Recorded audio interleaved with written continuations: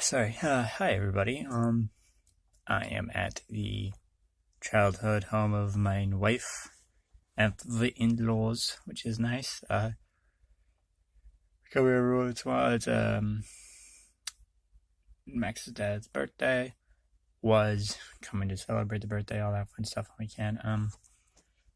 It's been pretty good. I drove my mother-in-law to work and helped dad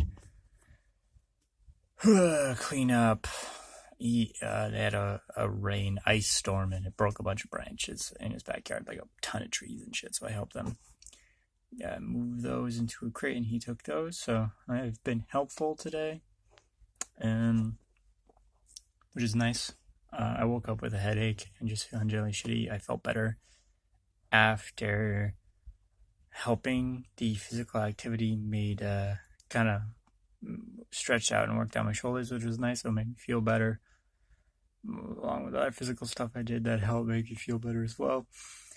So I'm feeling okay right now. Tried to make cinnamon buns, waiting for the dough to rise, see if that'll happen. That's a pain in the ass.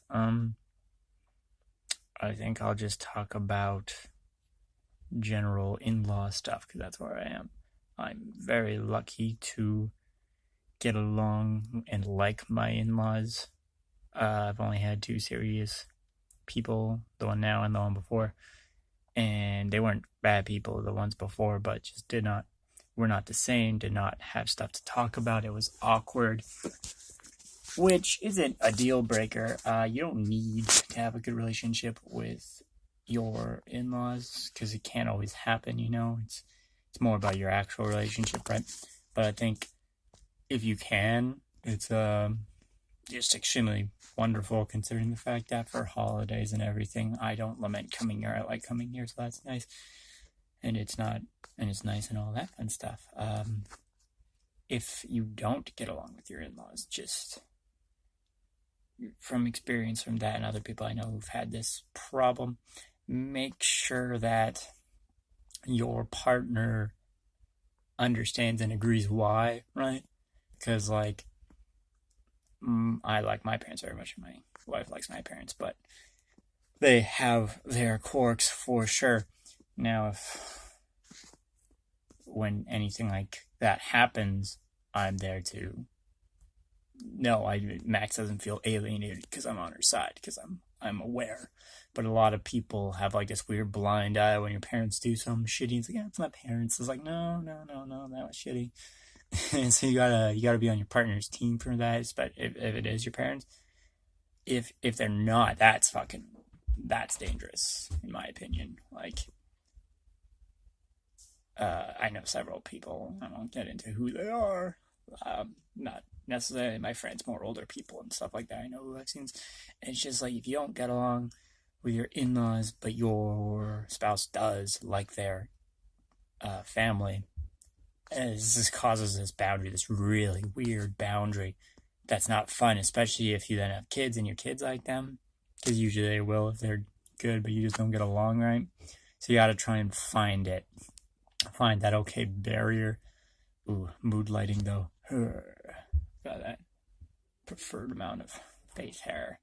So yeah, just Alan's relationship advice. I think I know I'm in a good relationship. I don't know if it's the kind of relationship other people want, because I think, and the reason I can say this without being an asshole is because I did the same thing. We're all chasing kind of an ideal. It is really well not personified, what is symbolized by the type. My type is this.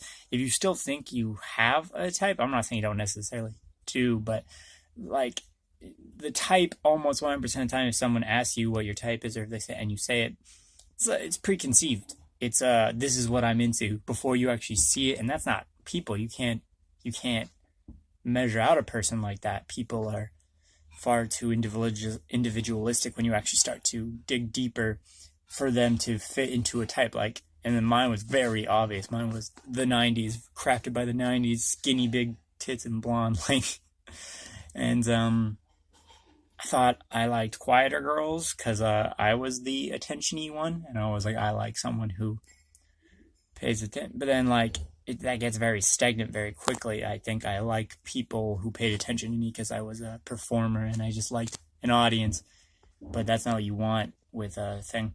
But I learned this over, and then just going into different things, because Max is obviously very beautiful, but she was not my original type. She's short with all the booty and stuff like that, which all very good, but not the type I had. And it's just bullshit. It's just a preconceived notion of what you're attracted to, and I think everyone's been attracted to someone who we're attracted to those people where it's like, oh no, like someone's crazy or really loose with their men and women, with their affection, how they go, but you're attracted anyway. It's just a natural attraction. And that's with other people too. You'll have natural attraction to someone because they don't fit into your preconceived boundary. And I did that like many people. And the reason I bring it up is because I think it fools you.